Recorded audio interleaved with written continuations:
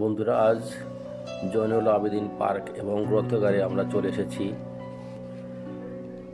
শিল্পাচার্য জয়নুল আবেদিন উদ্যান বাংলাদেশের ময়মনসিংহ জেলার শহরের প্রাণকেন্দ্রে অবস্থিত একটি সুন্দর দৃষ্টিনন্দন উদ্যান। ময়মনসিংহ ব্রিজ থেকে রিক্সায় যেতে সময় লাগে 30 মিনিট।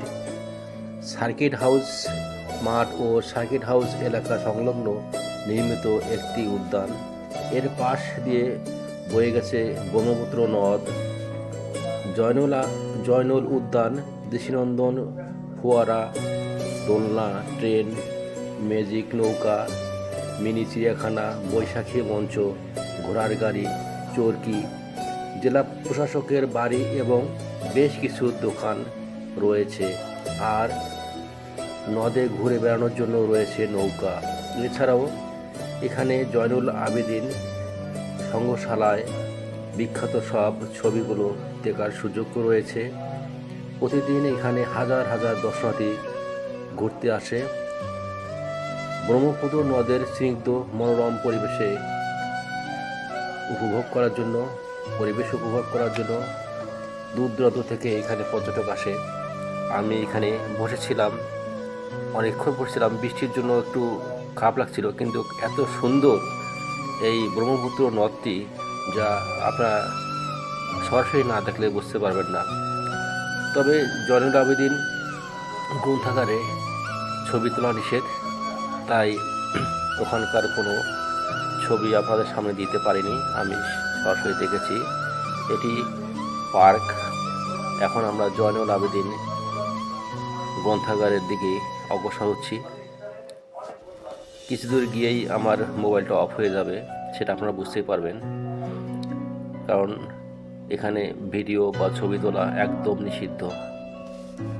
তবে জয়নুল আবেদিন পার্ক বা উদ্যান, ব্রহ্মপুত্র নদ আমার কাছে অনেক সুন্দর লেগেছে।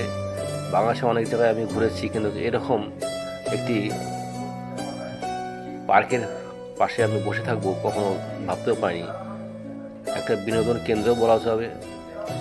এত সুন্দর, যখন নৌকাগুলো নদী দিয়ে চলে দেখতেই শুধু চোখ জুড়িয়ে যায়। বারবার মনে হয় এখানে থেকে যাই। এখানে পানি উন্নয়ন বোর্ডেরও একটি অফিস আছে। তবে সুন্দর, পরিবেশটি অনেক সুন্দর। বন্ধুরা, আমি এই পর্যন্তই। আমার ক্যামেরা থাকলো, আর ভিতরে ক্যামেরা যাবে না। এখন এই ব্রহ্মপুত্র নদ, কত সুন্দর মনোরম একটি পরিবেশ। পাশেই কাশফুল ফুটে আছে। হাজার হাজার দর্শনার্থী এই কাশফুলের স্নিগ্ধ একটি হাত দিয়ে ধরার বা স্নিগ্ধ বাতাস উপভোগ করার জন্য অনেকে নিচে নেমে গেছে এই কাশবনের মধ্যে। আমার ক্যামেরায় কীরকম দেখাচ্ছে আমি জানি না, তবে আপনারা দেখে বুঝে নিন। হয়তো ছোট ছোট দেখা যাবে, যেহেতু আমি একটু দূর থেকেই আমি ভিডিওটা করেছি। নৌকাগুলো কি সুন্দর সাজানো।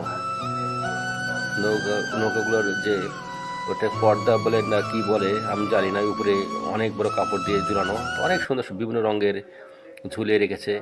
লাল, নীল, হলুদ, অনেক সুন্দর শান্ত একটি নদ। বর্ষার সময় কীরকম হয় আমি জানি না, তবে আমার কাছে খুবই ভালো লেগেছে। এখানকার আবহাওয়া মনোমুগ্ধকর একটি পরিবেশ। এত সুন্দর আবহাওয়া যে আমি এর আগে কোথাও উপভোগ করেছি কিনা জানি না। হ্যাঁ, করেছি। আমি সেন্ট মার্টিনে উপভোগ করেছি। সে তো সাগর, এটা হচ্ছে নদ। বন্ধুরা, এখানে রাখলাম। আসসালামু আলাইকুম।